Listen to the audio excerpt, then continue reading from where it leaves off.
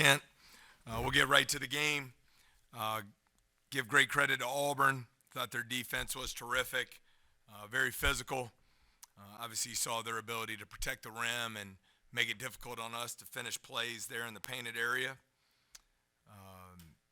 They certainly dominated that part of the game in the paint. I thought for us, the start of the second half, you come in down 11. We come out, I believe it started 9-2. I thought we were able to get out and transition some, feed off our defense. Did a better job moving without the basketball and converting some of those plays, which enabled us to mix some defensive coverages and give ourselves a better chance there. But then we forced a three, I believe it was 34-30, late in the clock. We had it covered on the box outs. We don't get that rebound. We turn it over on our end. That leads to a basket in transition. Now it's 6. We do a poor job executing against the press on a possession. They hit a 3, it's 9. And another turnover, now it's back to 11. And so all that work to start the half was down the drain there. And with our lack of ability to score, going back down by double figures was just too much for us to overcome. But great credit to Auburn for their physicality and execution, both ends of the floor. I guess get this out of the way, but just with Justice Hill, what's the status on him, and is it a long-term thing, you think? Yeah. Thanks, Glenn. I'm sorry. I meant to discuss that in the open. Be very brief. I just wanted to be clear in regards to Justice Hill. It's not a disciplinary situation by any means. He will be stepping away or has stepped away from the program for the time being for personal reasons. I don't have a timeline on that. We'll see how it proceeds as we move forward from here. Matt, the way you came out in the second half, I mean, you had a lot of energy. The team had a lot of energy. The crowd got into it with you. What kind of went wrong there? I know you just explained a little bit, but did they do something? They woke them up maybe? Well, I think we had, as you mentioned, the momentum started to swing. The energy in the building was great. Thought our players really fed off that. We were able to score it more efficiently there to start that little 4-minute segment. I talked about the missed rebound we had that would have given us possession with a chance to make it a one-possession game at that point.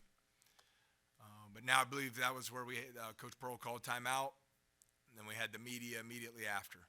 So I think, just to rehash it again, we try to score in the post. Broom gets a nice steal and then is able to beat our entire team down the floor and gets a transition basket there on the run to make it 6.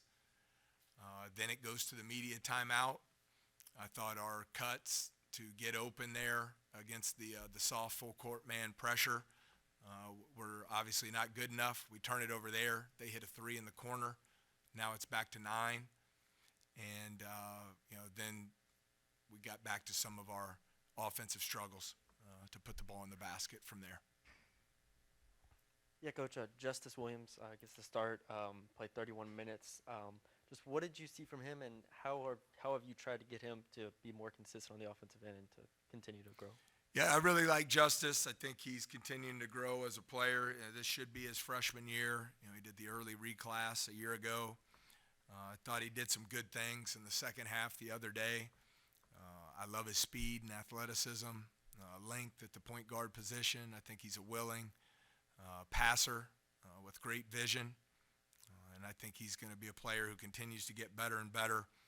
He also, with his length and athleticism, helps us rebound it on the defensive glass, where we were far from perfect tonight, but much improved coming off the last couple days of practice. As far as the problem with rebounding, does it just boil down to a lack of effort? I wouldn't say necessarily lack of effort. I think, combination of a lot of things. We've been hit in different ways. For example, the Texas A&M game, we got hurt on the defensive glass, just on physical box outs right around the rim. The other day against the team in Alabama that spaces the floor, 4 guys out beyond the NBA three-point line, one ball screen and roll center. we got beat on some long rebounds that we overran and didn't have our proper technique on those box outs. And then at the end of the day, you got to go get the ball. And that's the reality. You hear anyone ever talk about, whether it's Oscar at Kentucky or Ben Wallace or Dennis Rodman, you got to be able to go get the basketball. When the high volume of threes aren't falling and, stuff is continuously happening and then there's a trend like Trey driving, either getting stripped or can't finish at the rim, how are you trying to change it up? And, they're just doing the same things over and over and getting the same result. Have you been trying to change it, or is it just them doing what they know and doing what they can do or think they can do?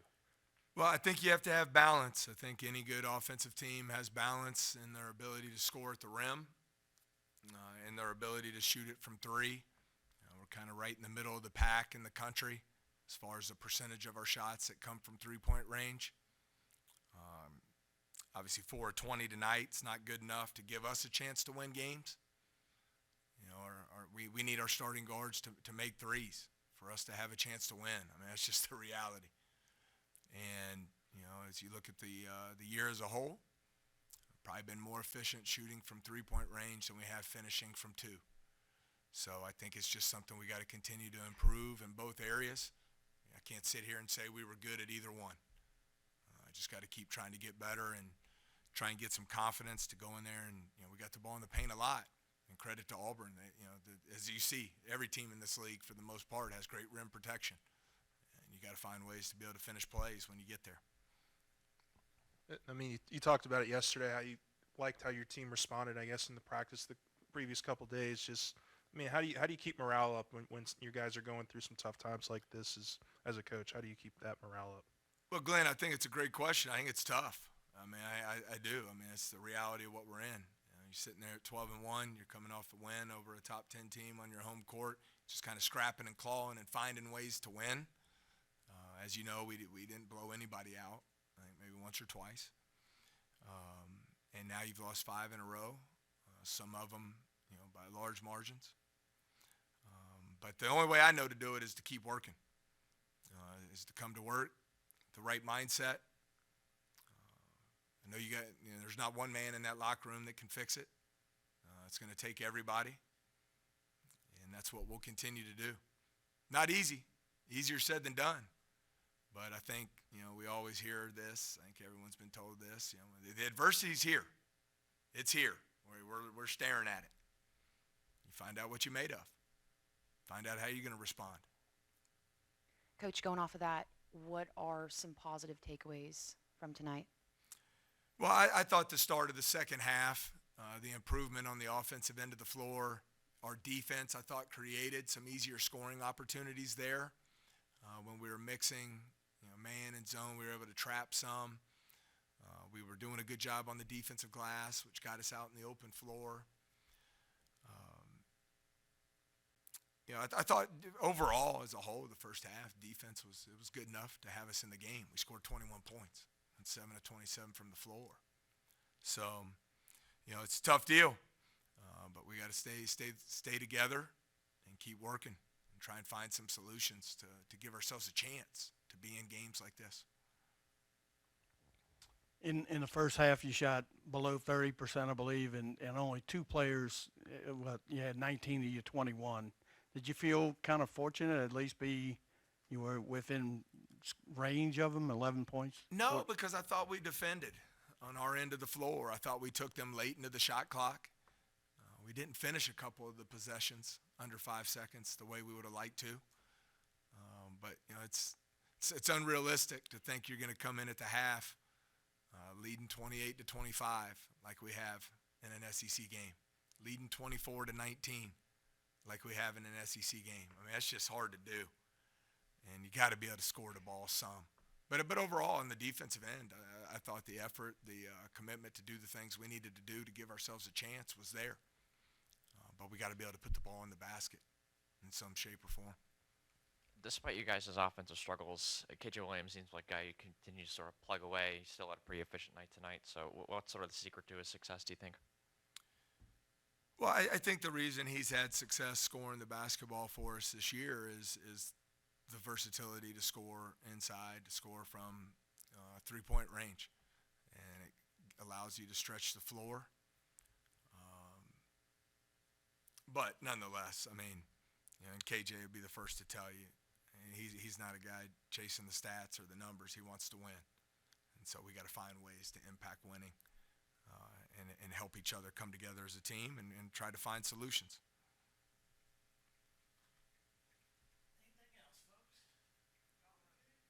All right. Thank you so much.